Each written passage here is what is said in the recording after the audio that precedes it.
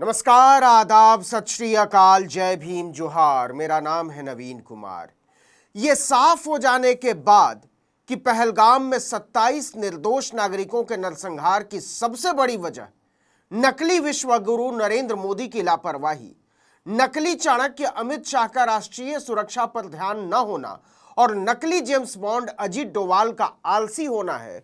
सबको इंतजार है कि मोदी पाकिस्तान के साथ क्या करते हैं, और क्या करते हैं का मतलब क्या बड़ा करते हैं।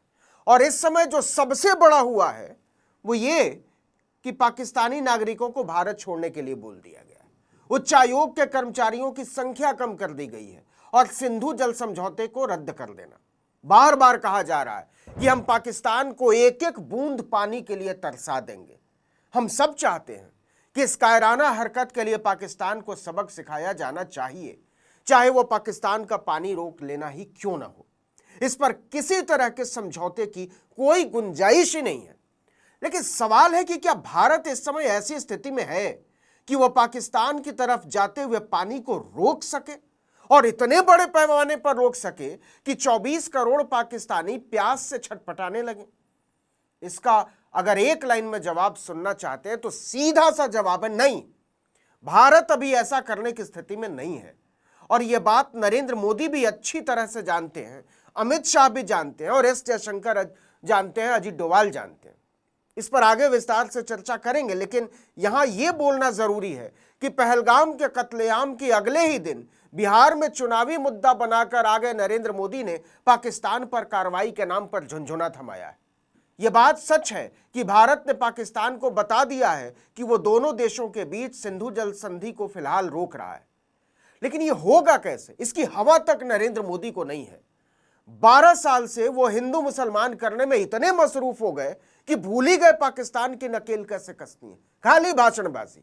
न पुलवामा के बाद सोचा, न उरी के बाद सोचा, और न पहलगाम के बाद सोच पा रहे हैं। उन्होंने देश के नागरिकों को झुनझुना थमाया है अभी तक, बस। देखिए, गृह मंत्री अमित शाह ने पहलगाम हमले के तीसरे दिन एक बैठक की। इसमें जल शक्ति मंत्री CR पाटिल, विदेश मंत्री एस जयशंकर और दूसरे बड़े अधिकारी शामिल हुए। इस बैठक में यह मान लिया गया है कि हम पाकिस्तान का पानी रोकने की स्थिति में नहीं है। सरकार ने माना है बाकायदा। लिहाजा बैठक में तय किया गया कि इस फैसले को कैसे जल्दी से लागू किया जा सकता है, इस पर विचार करते हैं। अभी जो फैसला हुआ है वो ये कि नदियों और बांधों से गाद निकालने का काम तुरंत शुरू किया जाएगा। समझ रहे हैं आप? यह तैयारी।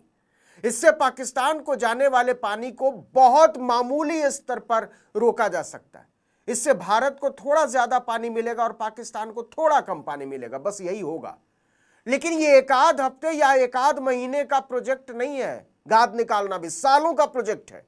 मतलब अगर आप सोच रहे हैं कि एक आध महीने में पानी रुक जाएगा पाकिस्तान का, तो ऐसा नहीं होने जा रहा है। दूसरे, बैठक में पानी को जमा करने के लिए अतिरिक्त ढांचा बनाने और जल विद्युत परियोजनाओं पर काम तेज करने पर बात हुई।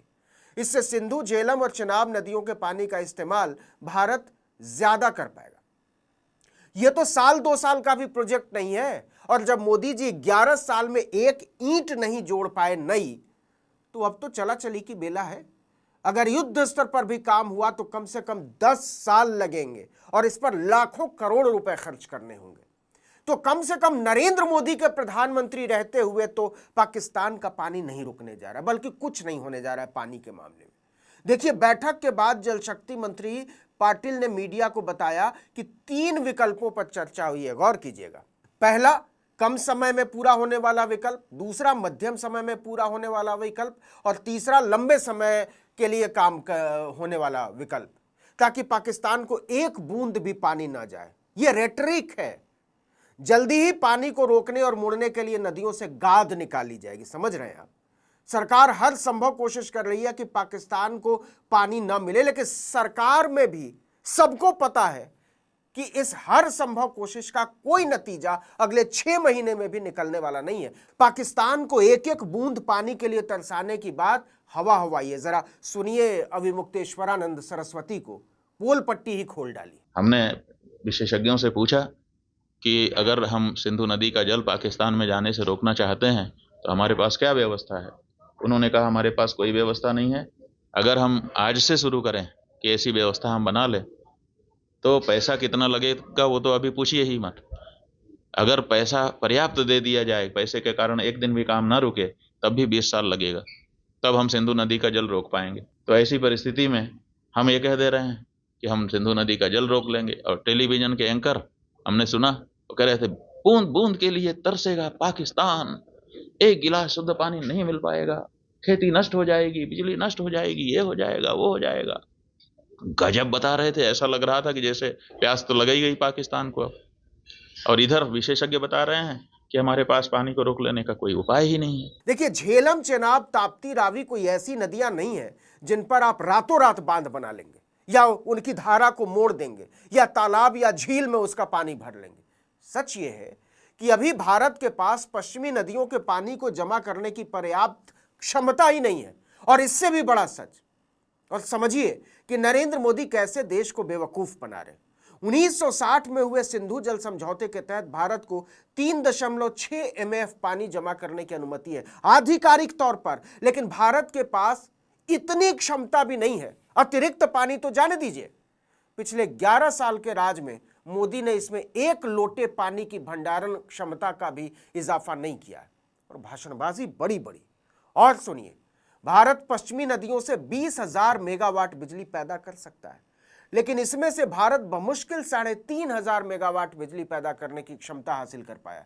लेकिन मोदी की पाकिस्तान को नकेल कसने की गंभीरता देखिए कि मनमोहन सिंह की शुरू की हुई किशन गंगा और रैटल जल विद्युत परियोजना का उद्घाटन करने के अलावा वो एक ईंट नहीं जोड़ सके। आपको बता दें कि किशन गंगा जल विद्युत परियोजना 2007 में शुरू हुई थी। उस समय केंद्र में यूपीए की सरकार थी और मनमोहन सिंह प्रधानमंत्री थे। यह परियोजना जम्मू कश्मीर के बारामूला जिले में किशन गंगा नदी पर शुरू की गई थी और इसे national hydro electric power corporation NHPC को सौंपा गया था। इसी तरह रैटल परियोजना का निर्माण कार्य 2013 में शुरू हुआ था। उस समय भी केंद्र में मनमोहन सिंह की सरकार थी। यह परियोजना चेनाब नदी पर किश्तवाड़ जिले में है। फीता काटने के शौकीन नरेंद्र मोदी ने इसे पूरा करने की बजाय जो पहला काम किया वो ये कि 2022 में फिर से इसकी आधारशिला रख दी, ताकि इतिहास से पुरानी सरकारों के काम को पोंछा मिटाया जा सके। इसका काम आज तक पूरा नहीं हुआ। चलिए एक बार फिर से उसी सवाल पर आते हैं। क्या भारत पाकिस्तान की ओर जाने वाले पानी के प्रवाह को आसानी से रोक सकता है? फौरी तौर पर इसका संक्षिप्त उत्तर है नहीं। कम से कम उस पैमाने पर नहीं जो पानी के उच्च प्रवाह के मौसम में कोई प्रभावी कमी ला सके प्रवाह में। देखिए, सिंधु जल समझौते के तहत 6 नदियां आती हैं। इनको सिंधु घाटी की नदियां कहते हैं। समझौते में इन 6 नदियों को दोनों देशों के बीच विभाजित किया गया। भारत को 3 पूर्वी नदियां रावी, ब्यास और सतलुज मिली, वहीं पाकिस्तान को 3 पश्चिमी नदियां सिंधु, झेलम, चेनाब मिली। समझौते के तहत साझा बेसिन का लगभग 80% पानी इन्हीं 3 नदियों से आता है। अब जरा हालात को समझिए और उस पर पाकिस्तान का पानी रोके जाने की वास्तविकता को भी जान लीजिए, क्योंकि हवा में उड़ने से तो काम नहीं चलेगा ना, जो मोदी चाह रहे हैं कि देश उस पर भरोसा करे। देखिए, सिंधु, झेलम और चेनाब बहुत बड़ी नदियां हैं।